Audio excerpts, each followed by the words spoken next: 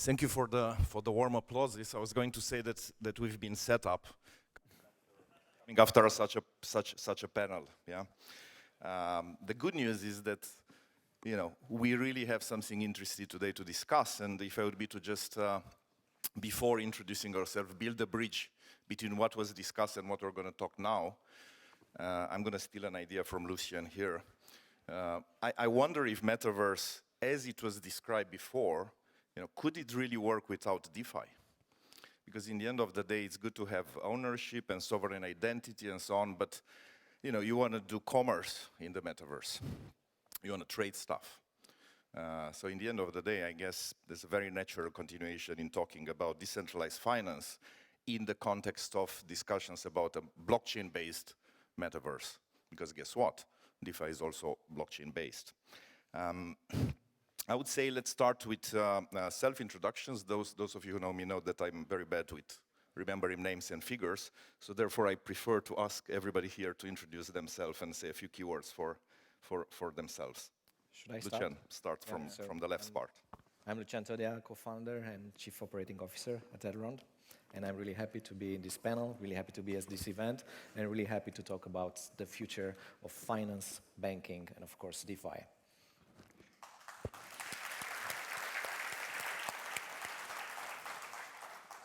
Hi, everybody. I'm working at ADA, and at ADA, we try to make the simplest entry point to Elrond's DeFi. Like DeFi, it's complex, usually. There are a lot of protocols with their own set of rules and things. And at ADA, we try to simplify this and do a kind of the simplest summary of your wallet on a single web page. So basically, you enter your wallet, you click enter, and we fetch all the data we can from the blockchain and put it right in front of you. This way, you can always be up to date with what is happening in your wallet. Okay. Hi, I'm Grigore Rosu. I'm a professor of computer science at the University of Illinois, Urbana-Champaign, UIUC. And I'm also the founder and CEO of Runtime Verification. And we do research in software engineering, programming languages, formal verification. So we try to find good programming languages and then prove programs correct.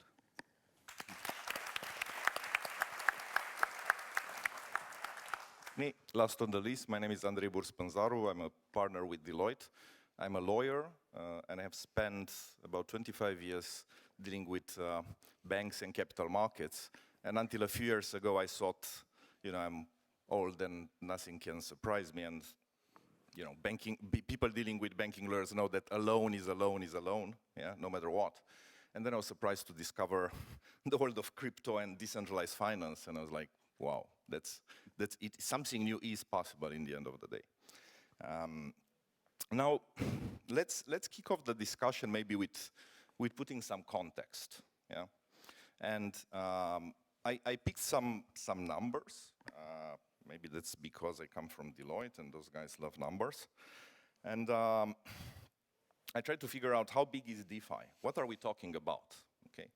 And some statistics would say that in April 22, there were about $239 billion locked, total value locked in smart contracts in DeFi systems. Now you could say 239 billion is not a big number if you look at the global capital markets and so on, but it's definitely a sizable number. So it's a number to be taken into consideration. I also look to say what various well-established consultants and so on in the world say about DeFi. What is the potential of DeFi? And Deloitte, for example, in a recent report says that DeFi has the potential to deliver seismic shifts in the global financial system, and that the incumbent players need to consider forward-looking business strategies to position themselves. That's quite a statement. Then you wonder, how do the banks perceive what we call DeFi? And how could they respond to that? Again, quoting from a survey, some bankers were asked, you have like 4 options when you speak about DeFi. You can consider it an existential threat to the banks. You consider it an opportunity for the banks, a passing fad, but there was also an option, what is DeFi? Now, what's interesting, it's almost 40% of the respondents, remember we're talking bankers, it's what we call TradFi, traditional financial system. They said that they consider DeFi more of an opportunity rather than a threat, okay? And what is also relevant is there was still a large percentage of people who lacked awareness about what DeFi is. When bankers were asked, what should they do to respond to DeFi? And again, options were like, you can partner with DeFi platforms, you can offer support services to DeFi platforms, you can try to influence crypto and the regulatory policies, or you can do nothing.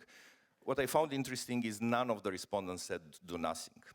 So definitely, we are talking about something that is very relevant for the global financial system and financial players. Now, I mentioned the word finance a lot of times since we started this panel. However, none of you gentlemen is a finance guy. None of you is a banker. You are what some people would call IT guys. You code. That's what you guys do. So then the question is, how come people of this background started to work on a decentralized alternative financial system? Where is this desire coming? I should start, I guess. Yeah, I was supposed to be a banker. This was my initial, I was in university, supposed to be a banker. After 2 years, I dropped that. I guess it was a good decision, still to be decided. But coming back to your question, definitely, I don't see this as a, let's say, a problem rather than a challenge.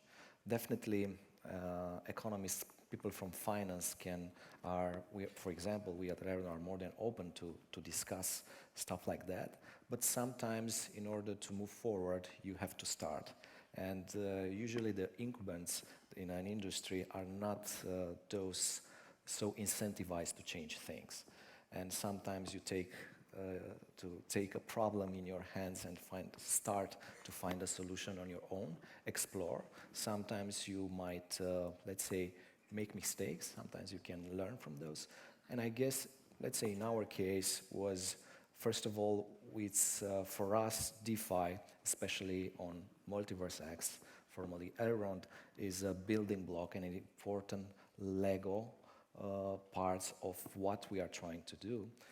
Coming back to your parallel, if metaverse needs blockchain, is metaverse, how would the banking or the finance would look on the metaverse if we were to recreate the banking system inside a metaverse? That arguably is to be a little bit discussed if we need that kind of thing. And since we were discussing yesterday about payments, cards, crypto, fiat, it seems that finance can find its place inside a metaverse. Definitely, it's something very interesting. So I guess we started building because no one else was doing it, and because we thought that there is so much things to explore and so much value in the blockchain. We were discussing the importance of ownership inside the metaverse. And definitely financial assets, the freedom to exchange, swap assets without the need for an intermediary or someone to, let's say, do the transaction for you. And basically the blockchain or the smart contract, the code to do that for you, it's something really, really powerful. Comes with a lot of challenges that probably gonna cover a little bit later. So I guess this would be our, let's say, approach to enter this space. And just to add maybe one last thing here is for Elrond is an interesting approach because I guess there is no other, as far as we know, no other blockchain that made the choice to build a decentralized exchange on its own. It's a very different approach. I believe this brings, the good thing about this approach, it brings a lot of trust in how important this part is for us by choosing to do that.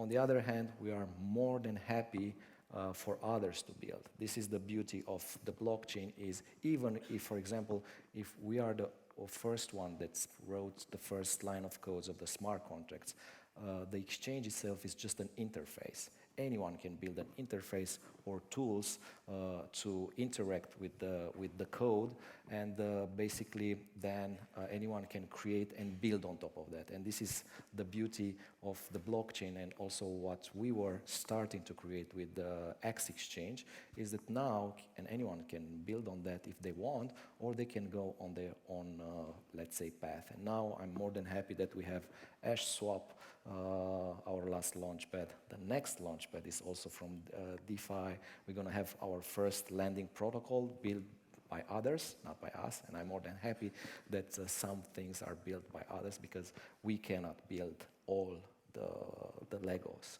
there.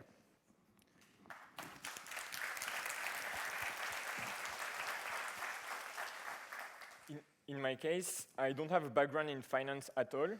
And I would say that I think it's not very important in the sense that basically we are talking about very simple concepts that exist since a long time ago. We are just like, at the basis of blockchain is the concept of value and transferring value or converting value into another kind of value. And I don't think we need like a degree in finance to be able to have ideas on this subject. Like a lot of people have opinions on this subject. And what's interesting with blockchain is that we have transformed a legal problem into code problem. So now, for this kind of problems, the developers are suited to express themselves and to try to solve this problem. And it's why, at the end of the day, me as the IT guy who has some opinion about value, etc., I am now able to be in this field and to build something. So that's why I think IT people are now more present, much more present in finance, in DeFi now, and in finance in general. Fair enough. If I'd be just to trying to balance a bit the approach. Well, I'm not sure if IT people, but quants, mathematicians, were actually into the finance world, a long time ago. I mean, if you go backward, and sometimes some critics say that, too much complexity can blur the understanding of people, yeah? Because one of the allegations in the previous, financial crisis about the CDSs and the mortgage-backed securities and so on was that the financial institutions were not able to price and value correctly these complex derivatives. And there were actually these quants that were the only ones who were, really able to understand packaging and repackaging debt and risk. So, I would come back to a question about how can we cut through complexity when it comes to DeFi. But first, Grigore, do you have a point about, how come you guys play with finance, not being financiers? I think because it was easy for us to do it. And even though we don't have a background in finances, many of us IT people know how to do a trade, how to swap something for something else. And I remember my company did the first security audit, formal verification audit for the first version of Uniswap, which was one of the very first DeFi protocols ever. And but 2018 or? Right, yeah, exactly. And when we looked at the code, there were only like 120 or 150 lines of code. That's it. It was a mathematical formula and an implementation, a straightforward implementation. Yeah. So you don't need a banker for that. On the contrary, it was pretty clear code.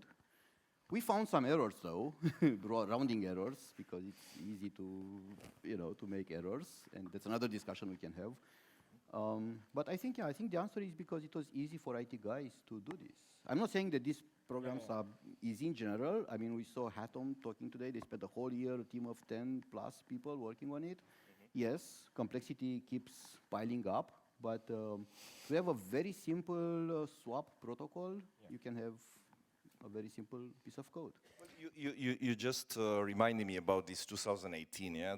I think the first DEX, the first moment we can speak about DEX is 2018. some people say, if you Google, try Google when DeFi appeared, or what's the birthday of DeFi, then some people would say it's actually the paper of Satoshi Nakamoto, because we're talking peer-to-peer transfers without a centralized, or without an intermediary or a centralized authority to monitor everything. But if we speak about decentralized exchanges, it's just 2018. So when I said that number at the beginning, less than $300 billion in DeFis, think about it. It's just 5 years old. Yeah, it did not even go to school.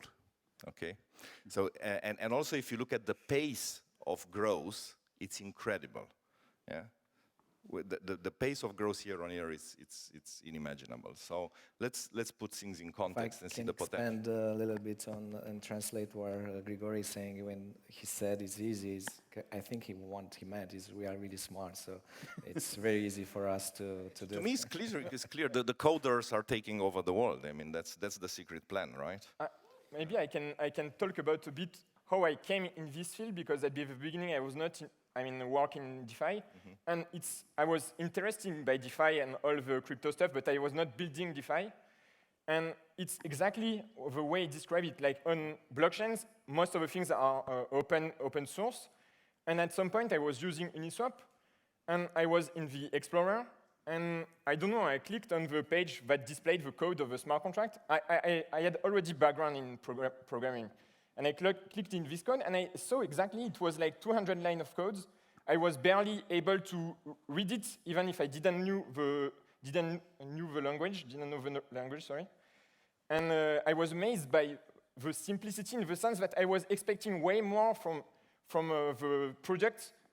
Way more complexity from the project. And at the end, it was like basically 200 lines of codes that was ruling super big product, super useful product. So I was amazed by this, and I thought, yeah, I should go in this field. Just speaking on the complexity part and on the idea that we have now a world, in this case, the world of finance, whose rules are rewritten by people who do not necessarily come from the finance world. And it was a good explanation that I've heard, which is maybe that's one of the qualities and one of the base assumptions, positive assumptions, that this world might work better.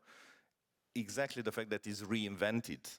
So we don't translate what used to exist and just use different technology. Now, obviously, there are also people who are saying that this is starting to happen, but let's not get into that, or at least not yet. Now, there is, however, a lot of complexity, and what to you may sound obvious, or what to Grigore may sound easy, is not necessarily obvious or easy for the regulators. And it's also not obvious or easy for the individuals, for the consumers. And we have to make it easy for the regulators. We had in the morning the Minister of Digitalization, Innovation and Research from Romania, who said, dear community, do not shy away from educating the regulators. Because if they're not, if you don't educate them, they will still regulate. That's what a regulator does. And if it regulates without understanding, there's going to be most likely bad regulation. Okay? And we don't want them to regulate DeFi into oblivion. Okay? So on one hand, how do you make this clear and understandable for the regulators? On the other hand, about individuals, if you go on crypto Twitter, as it's called, everybody would say, if somebody complains about losing money in crypto, would say, do your own research, bro. Yeah. Now, to do your own research, you need to be able to do your own research. If you're not a computer programmer, it might not be that easy. I'm not saying it's impossible. I'm just saying it may still be complex. So we need to make it easy for the investors also, if we want this to really get, full adoption. Okay. And last but not least, if things are overcomplicated and difficult to understand, you cannot really have good governance. And maybe we have in the audience bleeding heart libertarians from the crypto world, which would say, why do you bring governance into discussion? That's something pertaining to, the old world. It's not exactly like that. Also in a DAO, you still talk about governance. Yeah. How do you have good governance if people don't understand? How do you help all of these, participants, stakeholders? How do you make the complex thing look clear and easy? So definitely this is a challenge. As with any new technology, as any new innovation, that at the beginning looks or like magic or complex, and sometimes actually the code is simple, but I guess Grigore can confirm at every 100 lines, code of lines, there is at least one bug. So simplicity is, when you talk about codes, it's something different. But coming back to that, definitely, as you mentioned, there are different actors here. So if we talk about, let's say, users, not necessarily investors, if we talk about users, definitely here there are at least two angles we can see that. One is the user is the reason to be there. So definitely if the user is because he's not satisfied by the status quo, because he feels like he's not in control of his own money. You know, anytime government or a bank can deny access to your funds.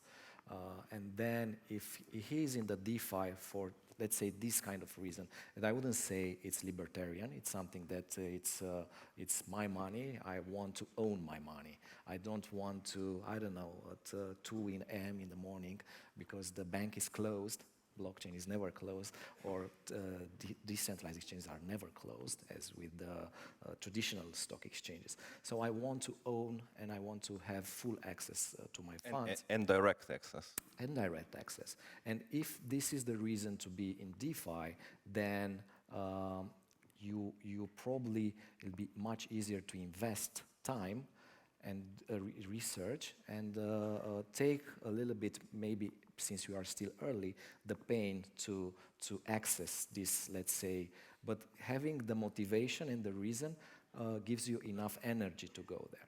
If you are coming more from a, let's say, trading perspective, then yes, maybe you are not, I'm not saying you are doing for the wrong reasons, but then you have to decide. And the second angle to look at the users is definitely, let's say, the user interface. Because frankly, we have codes behind an app on mobile, behind a website. It's still code.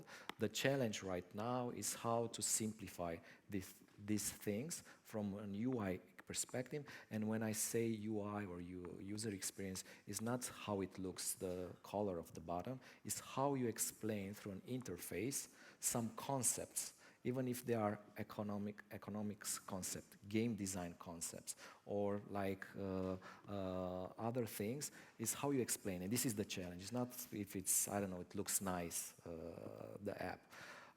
And then definitely are the regulators, and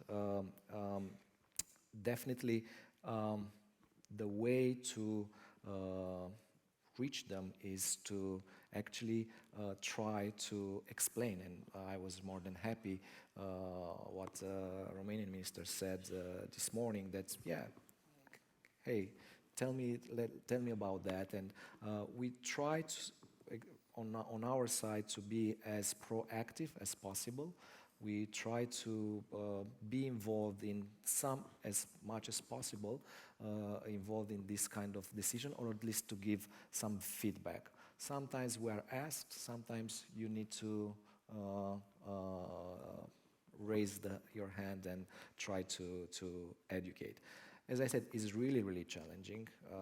We were talking a little bit on even different angle, for example, the KYC part that is, or the, for example, the so-called pseudo, the fact that blockchain is transparent also gives a lot of headaches for all the banking system to understand what is going on there.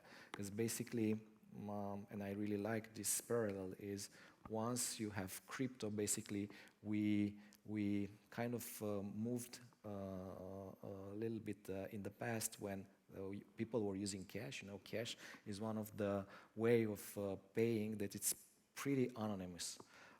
But as the technology, and it's pretty interesting, as the technology evolved, now we have all those digital transaction cards, bank transfers, but we lost all the privacy there. Now, from a regulator point of view, this is a very good thing. It's very easy. I'm going to just ask your IBAN account, and I'm going to see all the transaction. Or blockchain comes with some freedom. It's transparent, the data is there, but you no longer know exactly who is doing what. And this is a good thing for those that value privacy.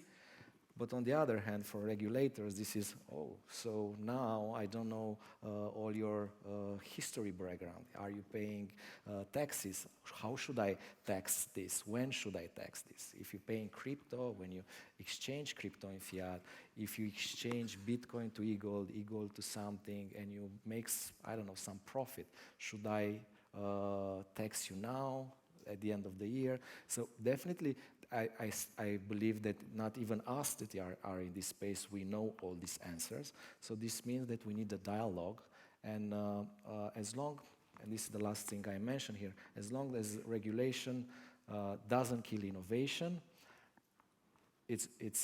we are on the right track.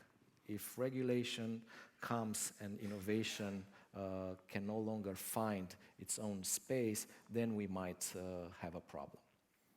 Yeah, I agree. So the good thing is that we all want the regulation, right? So we like regulation because it will bring industrial investors and broad acceptance of crypto.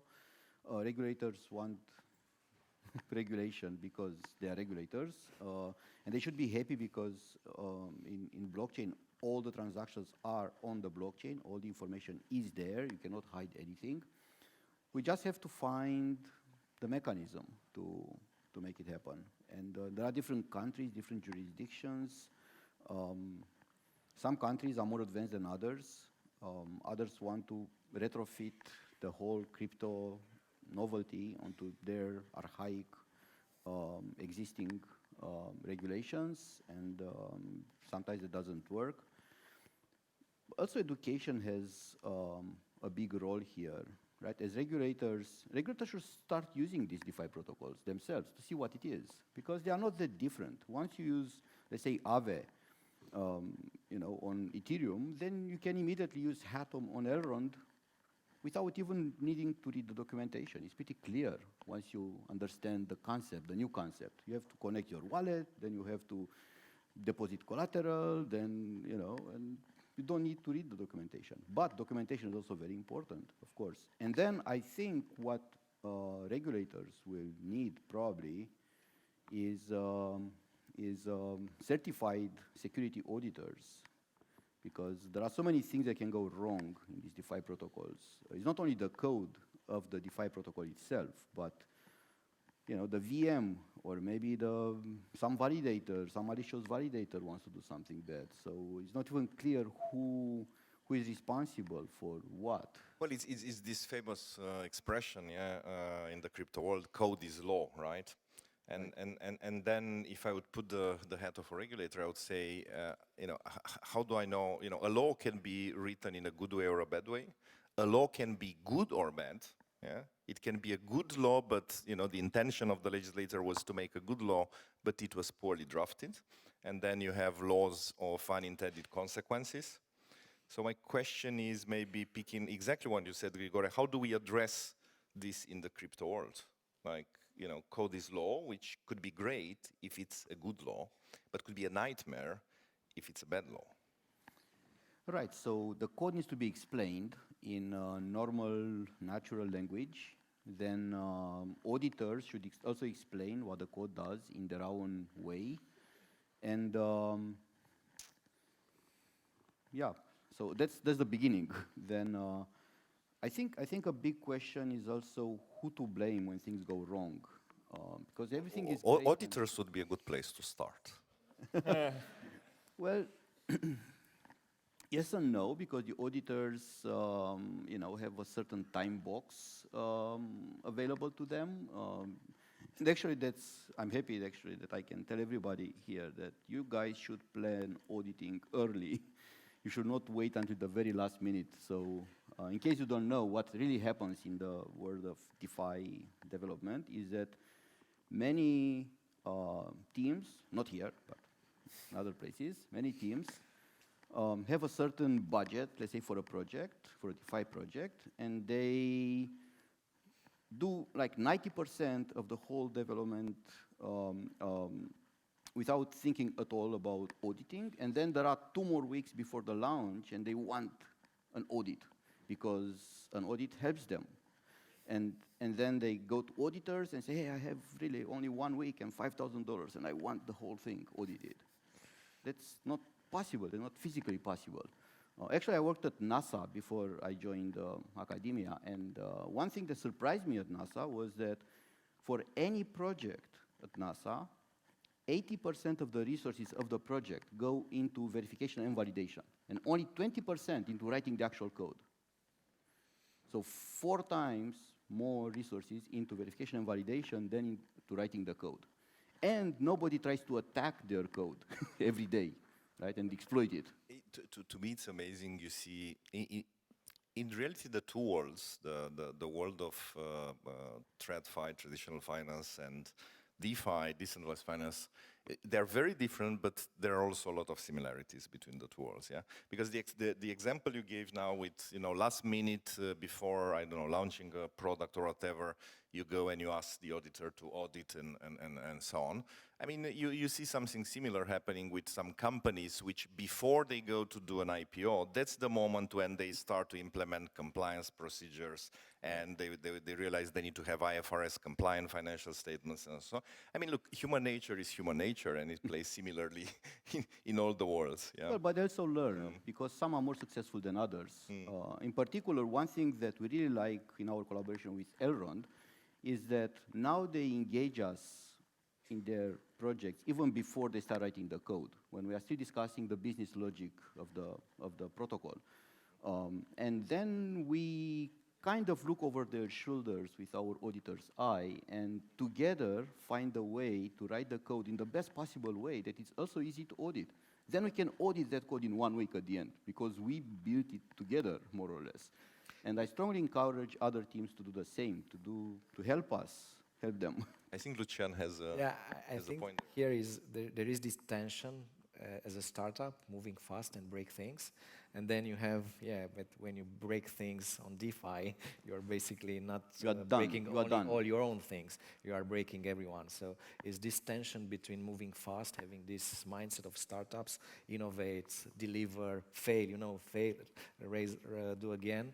But DeFi, on the other hand, you have this responsibility with this. And maybe coming back to the code is law, there is a slight difference here is that law is not enforced on you. You can choose to use that protocol DeFi, and then the code is gonna be, let's say, enforced on you, but you are not. You have so many other options. You can choose to use MyR exchange or X exchange if you want, and then the written code there is going to be applied on everything you do, and this is where the law is, the metaphor is applied. And on the other hand, I think another way of thinking of code is law is if things don't work as intended or you didn't understand how it's supposed to work, there is no other third party, no jury. No recourse. Yes, no call center, no jury to call. It was supposed to do like that or like. Which is very interesting because if you look at the framework of consumer protection legislation, including in financial markets, it's something called MiFID, Market in Financial Instruments. That's the European framework, MiFID and MiFIR. The whole approach of the legislator is to consider that you have different categories of investors. Some of them are knowledgeable or professional. Others are not knowledgeable, not experienced. They don't qualify as professional investors. The first category has access to more complex and riskier products. The second category, not really. The brokers should not recommend to them such products. And you can see the rationale in that, clearly. But also, you can see the rationale in the approach taken into the crypto world, which says, guys, it's a free world. You can choose to make an investment decision or not, to use a certain product which has certain, is functioning according to a certain protocol. So, dig deep into that and understand what you're getting into, yeah? And it's not up to us, to tell you to go for it or not.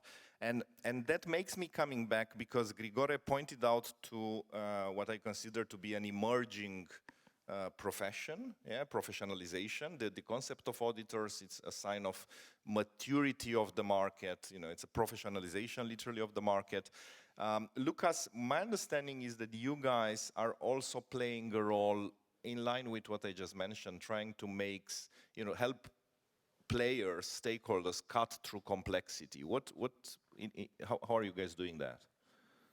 With a lot of work, and it's really difficult, and we are not yet at the vision at the stage we want to be, but a lot of work. It's a lot of work. In a sense, we try to communicate, to discuss with all the different protocols on the blockchain, try to understand first their products, and then from our understanding, try to make the simplest UI on the page we make. And mostly it's about reading smart contracts, trying to understand. So in some way, by doing this, we already do some kind of audits with feedback to the projects. And when we think we get it correctly, when we think we have the correct mental model of this, then we do an integration on our website, and we hope to make it our end goal is the beginner who enters crypto and who has no knowledge about the crypto space at all. And every time we do a feature, we try to go to this stage. Will it be easy to understand to a user who has no knowledge in crypto at all? And so by doing this process, we try to make something that is at the end simple to use for people. But there is no And who is looking for the services that you're provided? Who are your clients? Anybody that creates a wallet on Elrond and wants to get an easy entry point on the blockchain will be interested.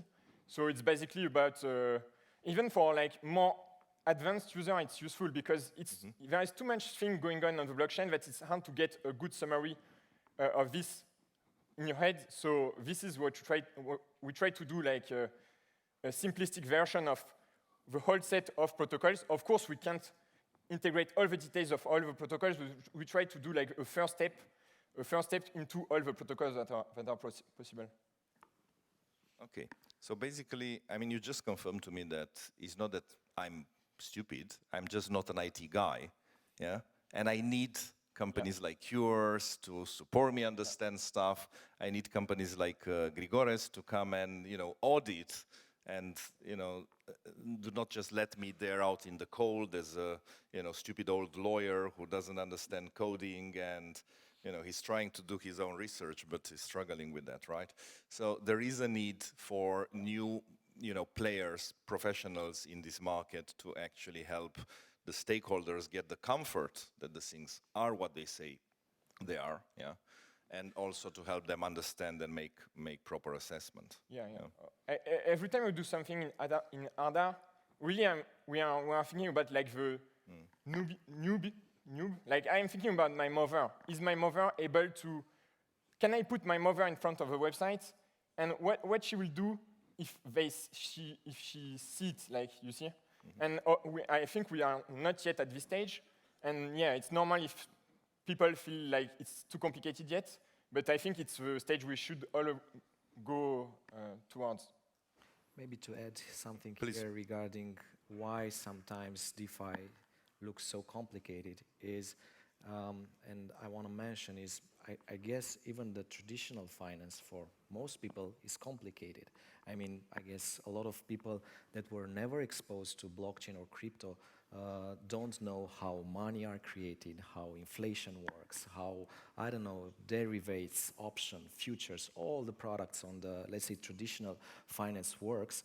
The thing is, once you, let's say for various reasons, good or bad, doesn't matter, you go into DeFi, you are immediately exposed to, let's say, similar concept, some new or some not new, but taken from the traditional finance, and you are exposed to those with no filtering, because you start to, maybe there is a native token, maybe there are some rewards there, maybe in order to lend that you need to understand a little bit, you need to make some decisions that usually you don't need to make in the traditional space, because it's someone else is doing that. It's doing the bank. When you're making a deposit at the bank knows what to do, hopefully, arguably, to do with that deposit. You don't care what happens. You just know that hopefully at the end of the day, at the end of the year or whatever the term is, you get something more.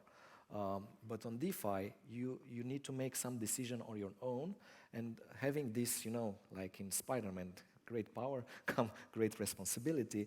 This it's exposing the user to actually some very basic, I would say, financial concepts that on the traditional one you are not exposed, because someone else is doing all the thing. And this is where the tension maybe comes. It's not like it's totally different. It's where DeFi is different is ownership, transparency, how from a technical point of view the settlement is done, is no longer done between some centralized databases or some third party that is, I don't know, doing all this even for banks. It's basically somewhere in the open with an open source protocol by a code where is law, and then that's one thing I want, a few things I want. And it's also terminology, to be honest, because if you look into what happened in Europe, we have this marketing crypto assets regulation. If you go through it, what you'll see is actually there are a lot of analogies in terms of regulating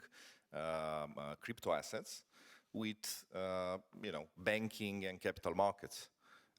Basically, stable coins are going to be regulated very similarly with the way e-money are regulated currently. And so that takes you a bit towards the traditional system. And also concepts like market abuse, intermediation of orders, best execution, they are taken from capital markets and expanded over crypto assets. So in reality, what does that say? I mean, if you can apply similar rules, it means they are not that different. Yeah. So there's a lot of difference in terms of how settlement takes place and so on. But if you look at the products from the user's perspective, they're not that different. Yeah. On that point, I'm also trying to figure out, I didn't get any sign from the organizers, but I'm just trying to be conscious of time. We have a time there, and the time is out. Okay, so one last question then to you guys is, there are at least 3 scenarios possible for DeFi. One is the traditional finance is going to lobby the regulators and is going to regulate DeFi into oblivion. Okay, that's one option. Simply because it sees it as toxic, competitive, and so on. Another option is DeFi takes over TradFi using some of the things that seem to be already loved by TradFi, like tokenization, atomic settlement. These are features of DeFi that are very much likened by the traditional finance. So who knows, maybe, DeFi puts this Trojan horse of tokenization into TradFi and ends up, eating it from the inside.